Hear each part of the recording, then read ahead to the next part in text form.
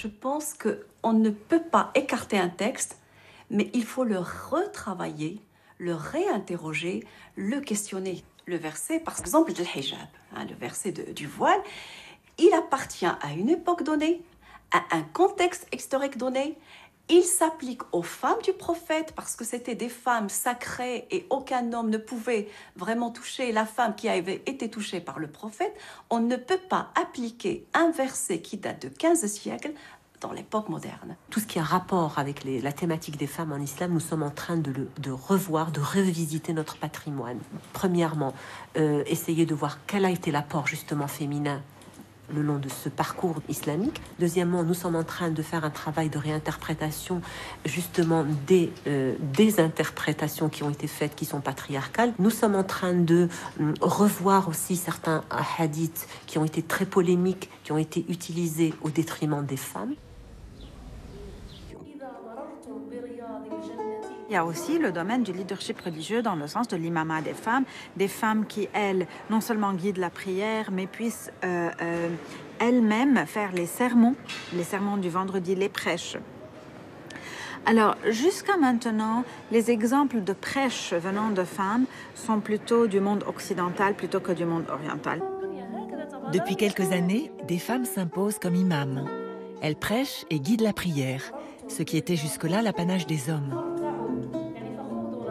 Je crois que là où il est important d'agir aujourd'hui et là où il est important que les femmes prennent toute leur place, c'est aussi au niveau du pouvoir religieux. J'ai beaucoup de retours très très positifs de la part de beaucoup de femmes qui me demandent mais comment on fait pour être femme imam. La première chose, je leur dis, il faut être très courageuse et s'autoriser à investir l'espace religieux et théologique. Et j'ai beaucoup d'espoir pour l'avenir parce que je pense qu'il y a beaucoup de femmes aujourd'hui qui s'intéressent à la question religieuse.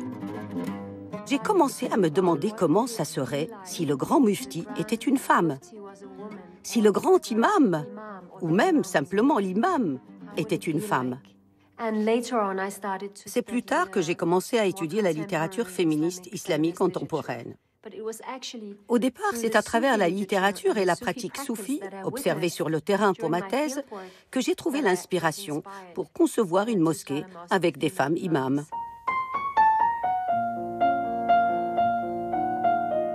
La journaliste Agdas Al-Moulouk restera dans l'histoire comme la première femme de l'islam contemporain à avoir enregistré un disque de psalmodie du Coran.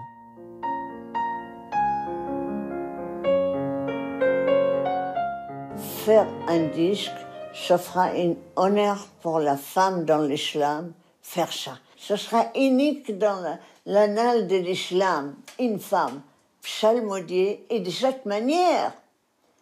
بسم الله الرحمن الرحيم سبح اسم ربك الأعلى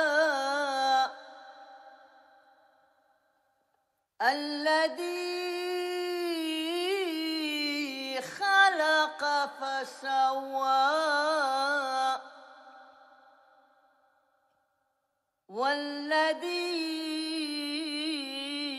قدر فهدى والذي